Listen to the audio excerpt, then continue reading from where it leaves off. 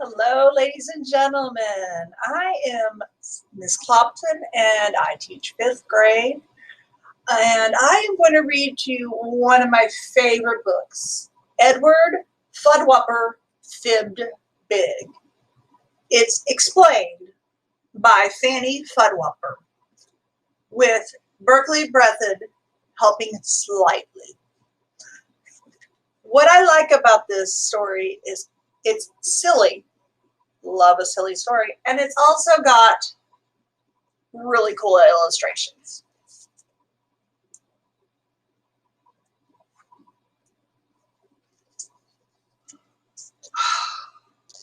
From a long line of liars, there's none higher upper than my fibbing big brother, the Edward Fuddwhopper. There he is now. I know just what he's doing. He's thinking of who could be next for some fooling. Edward's been cooking up fibs full of phooey. He'll serve them up sweet, all gooey with hooey. There he is. Last week, he fibbed big and told Mabel Dill, I read that you've been voted the Queen of Brazil. They want you to come. Bikinis bring 10. I think Mabel went. No one's seen her since then. There she is. We want Mabel Dill. Yes, he thought them up long and he thought them up tall, but he think much of me? Not much. Not at all. Look how sad she looks.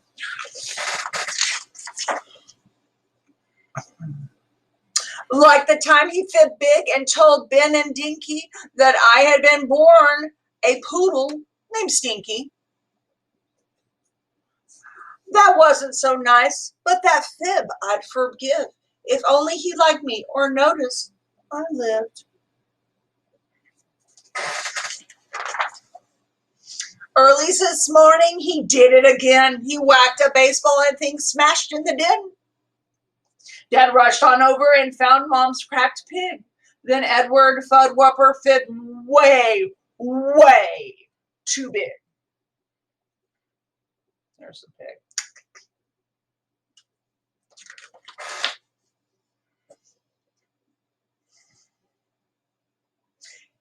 It's all truly, clearly quite simple, you know. The whole thing was done by 2 pigs from Pluto. They were cruising by Earth, looking down from above, when they spotted Mom's pig and fell deeply in love. See how in love they are. So they dropped one pig here. He just could not resist. That passionate porker insisted a kiss. But he leaned in too far and Mom's pig hit the ground. On Pluto, you see, they kiss sitting down.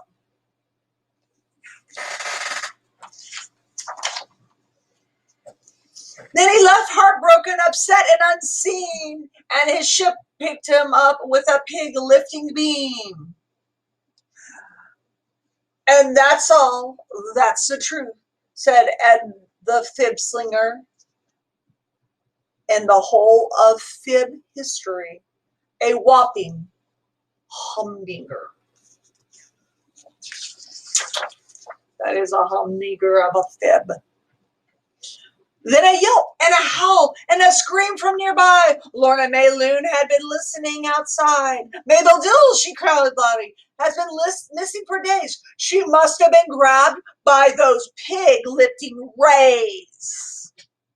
Look, she's got the missing sign for poor Mabel Dill. She got to a phone and screamed loud and shrill. Space monster piggies have nabbed Mabel Dill. They're coming for me and they're coming for you. Send the Army and Air Force and Dogcatcher too. And here's Edward going, shh, no. Oh, and here's another one. Here's Mabel. There's the sister. Oh, I like this page. And that's what they did. They came for space pigs with planes and with tanks and with loud whirligigs. Oh, it was dreadful. A real world stopper, all from an Edward Fudd Whopper Fat Whopper. I love all the vocabulary in here. Whopper and fib, all these different ways of saying that he's a liar. It's not good to lie, but this is a pretty funny story. I hope you agree. They pointed their loudspeaker dishes to space, and those generals roared till it right in the face. Now listen out there. We'll shoot. Yes, we will. And come back out here at once and bring Mabel Dill. Edward watched all this for quite a long time, but people were staring at something behind. Oh, rats, Edward thought. How much more could there be?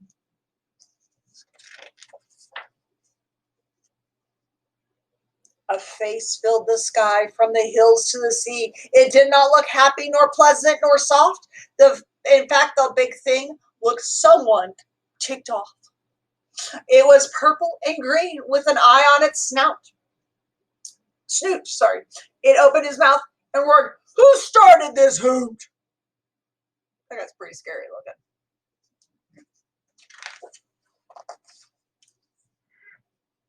I live quite close by, just 2 galaxies down, and I just cannot sleep with this fuss and this sound. I know nothing of pigs nor a lost Mabel Dill, so someone has been fibbing with slippery skill.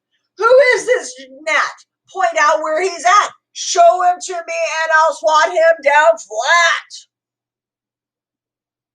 Look at him. He's in his spaceship. And he's got a little fly swatter there. He's yelling at Earth. Ooh. He's a big guy.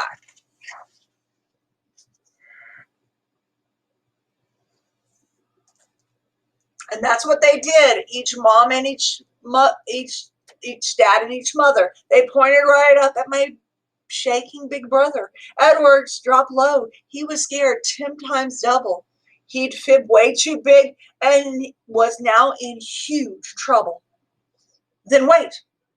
What's that sound? It was small and fine. Everyone stopped. Who was it?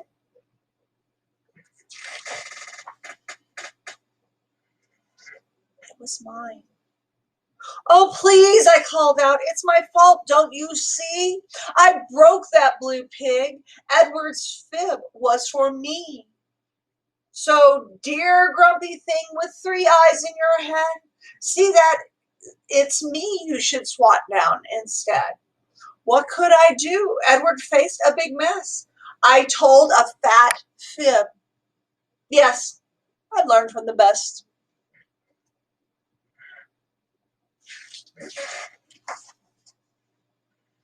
I thought I'd be smushed, smashed, squashed right on down. But that big face looked in with a smile, not a frown.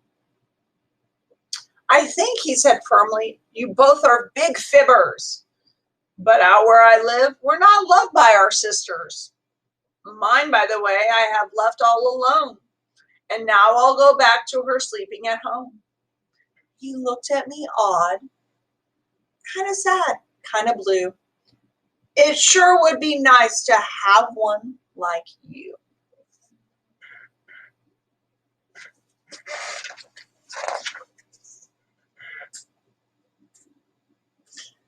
Then he turned around his ship and back home he drove her, and I turned to find Edward looking me over.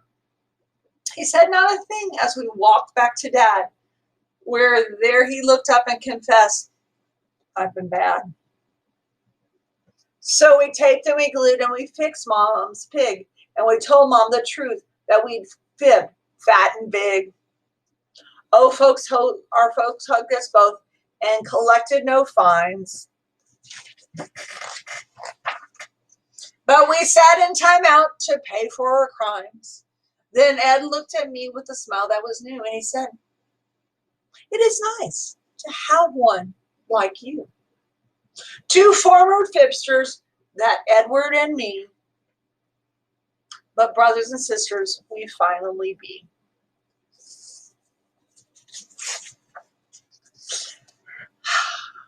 And if somebody knows where Mabel Dill went, please tell her from Edward that no harm was meant.